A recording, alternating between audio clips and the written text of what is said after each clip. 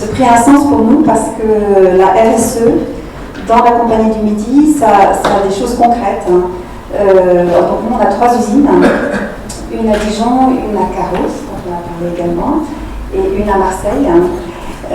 Celle de Dijon fait des produits d'entretien écologiques. Celle de Carros fait des produits d'essuyage et fait un produit que peut-être les amateurs de vieilles voitures connaissent qui s'appelle la nénette. Voilà, notre nénette. Et celle de Marseille a réveillé une belle endormie, la savonnerie du Midi, qui est née en 1894 et que, voilà, que la Compagnie du Midi a pris le choix et je dirais tous les moyens pour la réveiller. Donc on a remis des chaudrons en activité, on a développé un vrai savon de Marseille. Et on a surtout décidé que ces produits qu'on a développés étaient écologiques. Et donc aujourd'hui, 60% de notre portefeuille de produits est certifié EcoCert. Et donc on a le premier savon et le seul savon de Marseille, fabriqué à Marseille, dans des chaudrons et qui est écologique. Donc c'est un engagement pour nous, c'est un engagement de territoire. On a parlé beaucoup de territoire. On a embauché des jeunes talents qu'on a développés. Ces jeunes talents aujourd'hui, ils ont un métier. Ils ont appris quelque chose, ils savent faire du savon, et un savon, c'est un savon artisanal, ça se goûte avec le bout de la langue, et bien ça c'est un métier. Voilà, c'est un métier d'aujourd'hui, mais c'est un métier de demain. Donc voilà, donc merci infiniment pour ce prix qui aujourd'hui a un véritable sens pour nous.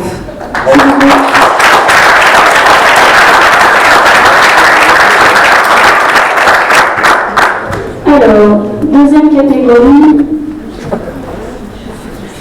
Donc la catégorie de la pépite industrielle. Alors Jean-Christophe, non mais vous pouvez le laisser. Alors Jean-Christophe a changé, il s'appelle Martin Mouzy. Pas tout à fait la même coiffure que Jean-Christophe. Mais bon, il y a du changement. Il y a du changement depuis tout à l'heure. Et tout à l'heure.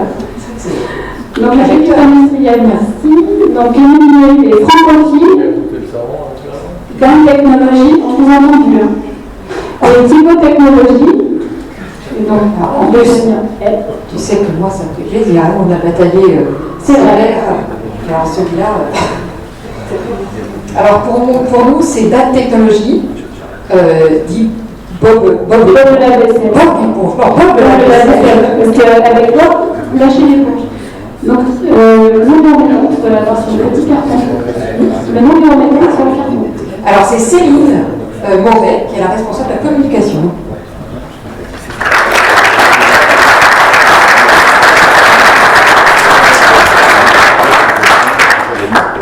Bonsoir. Vous pouvez prendre le micro qui est juste à côté. Félicitations. Alors, on n'a pas de photo de Bob. Expliquez-nous Bob. Alors, dans mon sac, moi aussi j'en ai une. J'en ai mon téléphone. Bonsoir à tous. Donc, comme vous l'avez expliqué un peu plus tôt, c'était pas du tout prévu, donc j'ai pas eu le temps d'imprimer mon discours et mes remerciements. Donc, je vais faire ça sur le téléphone, une jeune effrontée. Alors, mesdames, messieurs, bonsoir. Je m'appelle Céline, je suis responsable de communication chez Dan Technologies. Il y a 3 ans, Damien et Antoine, les fondateurs de Dan Technologies, ont fait un pari un peu fou, celui de relancer une filière d'électroménager en France. Ils ont imaginé Bob, le mini lave-vaisselle, éco-conçu, qui lave en 20 minutes avec 2,4 litres d'eau la vaisselle quotidienne de 2 personnes. Bob n'a pas besoin d'une arrivée d'eau. Son réservoir le rend autonome et lui permet de s'adapter aux plus petits espaces.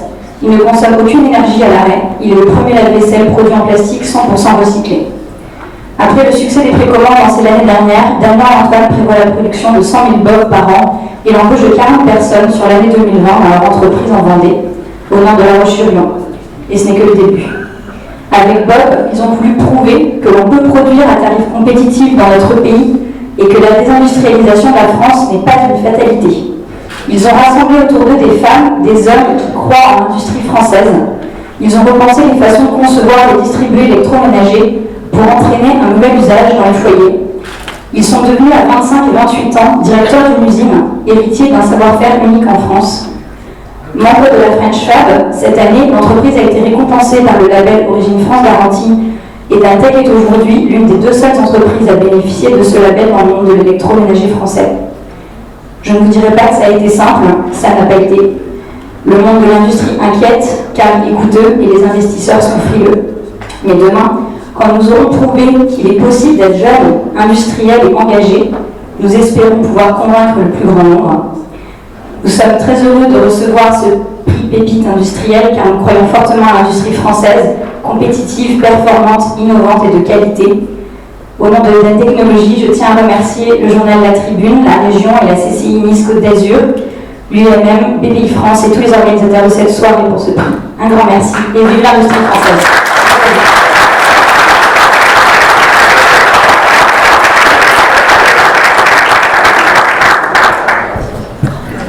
On continue. Et donc on a le prix de la Pépite industrielle 4.0. Et qui peut mieux que Stéphane Managa pour remercier? Comment? Les lettres de son nom dans l'ordre. Voilà, c'est pas Managa. C'est pas Managa. Ça va venir à Malaga. Allez, écoutez-moi.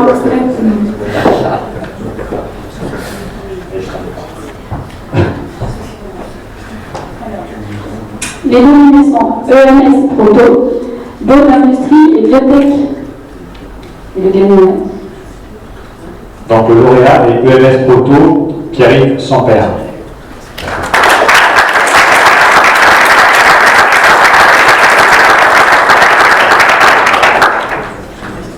Qui arrive en courant.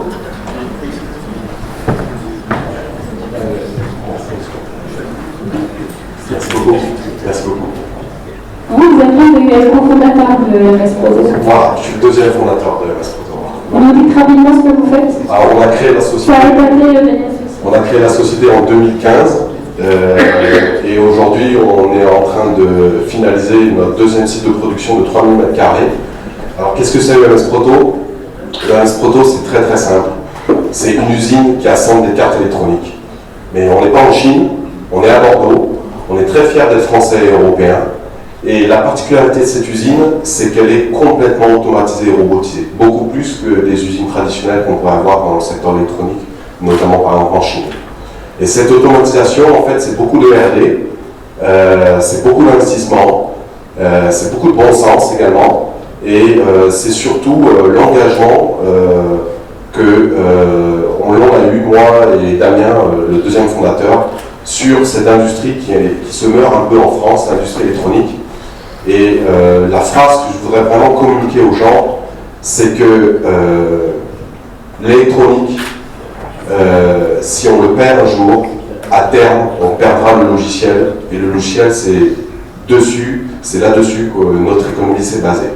Donc plus d'électronique, plus de logiciel à terme. Voilà. Merci beaucoup.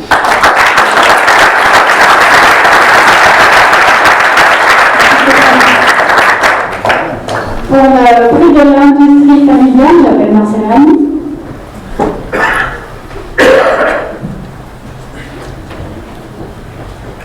On peut l'ouvrir de l'an dernier. Je vais mettre tout en bleu. D'accord. Tu l'as vu pas encore?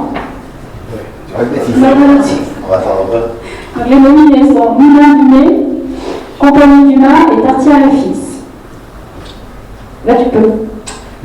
Donc, le lauréat est Moulin du Mai, Henri de Romemont.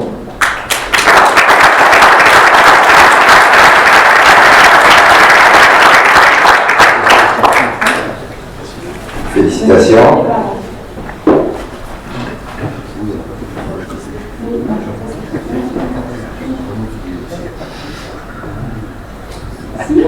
Bonsoir. Bonsoir. Merci d'être venu de Simon. Oh, Sylvain, je dis si oui. Je viens de Sens. Sens est une ville au sud de Paris, dans l'Yonne. Dans l'Yonne, on connaît le Chablis grâce à Guéroux, mais nous, on a aussi les pieds dans le blé. Et mon métier, c'est de produire des farines. Donc, on transforme le blé en farine pour le livrer, bien sûr, à des artisans boulangers. On livre environ 1000 boulangers, à des industriels. On a dans nos clients des gens comme Bettina qui font des farines pour la diététique infantile, des industriels qui font des biscottes, des pains de mie, etc. Les madeleines de Commercy, par exemple, ce sont des noms qui vous disent quelque chose. On exporte de la farine en Guyane. 65% du marché de la Guyane, des farines importées en Guyane proviennent de notre entreprise. Voilà. Et vous nous remettez le prix des entreprises familiales. Vous êtes la combien de génération représenter la Alors, je représente la 4e génération. On exploite l'entreprise à Sens depuis 1870. Vous voyez, c'est pas hier. Et on a mené au cours des 5 dernières années une très grosse transformation, puisque nous avions précédemment 3 sites et que nous avons construit une usine neuve, un moulin neuf. Nous avons investi notre chiffre d'affaires, ça parle aux industriels. On a pris des risques.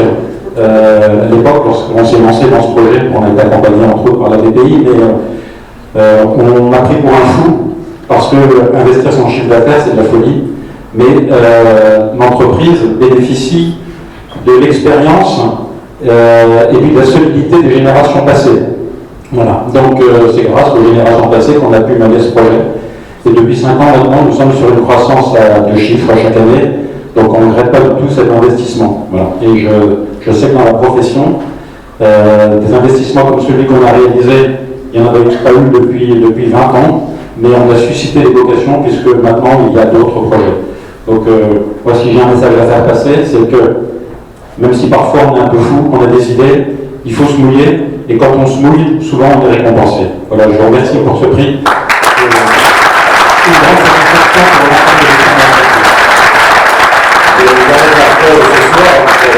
Essayez d'être récompensé. Moi, je l'ai gagné l'année dernière. Je suis très heureux de vous le remettre.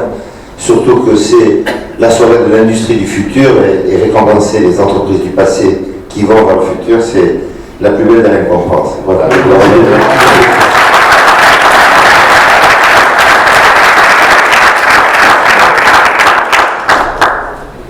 Allez, pour le dernier, Clarence, pour le prix international de la pépite, enfin de l'industrie internationale. Allez, monsieur Pléneuf, vous revenez.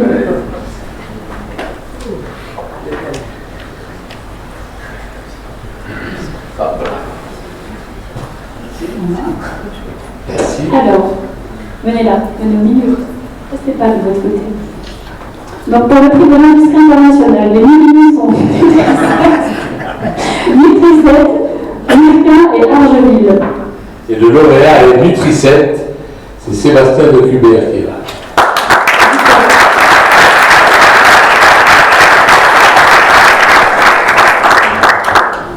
Bonsoir.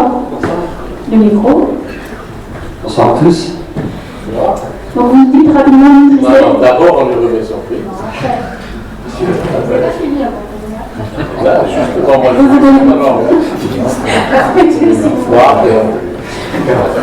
Donc Nutri-7, 100% international.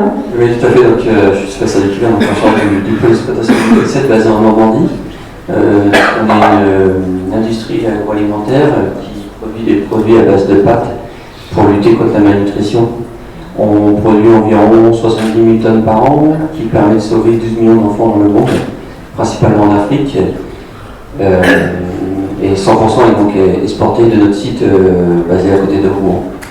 Sachant que ce site, il y a plusieurs enjeux. Il y a tout d'abord un enjeu de rupture technologique, de recherche et développement, puisque le site français est également le site qui héberge le siège, mais également toutes les fonctions support, donc de R&D. Il y a beaucoup de choses qui ont été dites lors des tables rondes qui font écho, qui résonnent chez Nutri-7. Je pense notamment en partenariat avec les clients, puisqu'on co-développe les produits on a co-développé les produits passés, mais les produits futurs avec eux.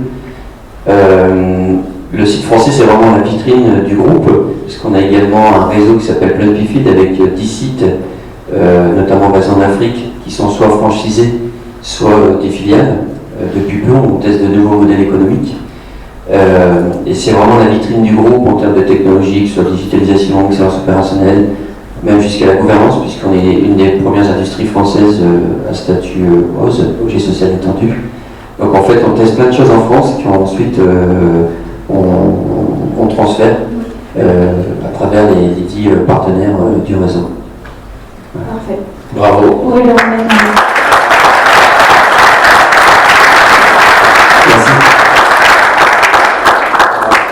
Ne bougez pas. Je vais revenir tout le monde pour la photo finale, donc tous les lauréats, si vous voulez revenir.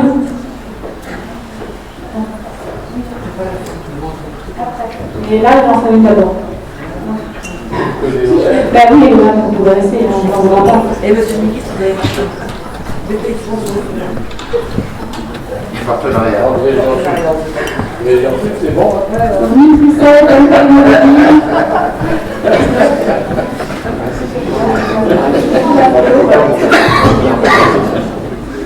Et ils sont là. C'est fabuleux sur les places de métropole, de la région, des pays, etc. Merci à tous, merci à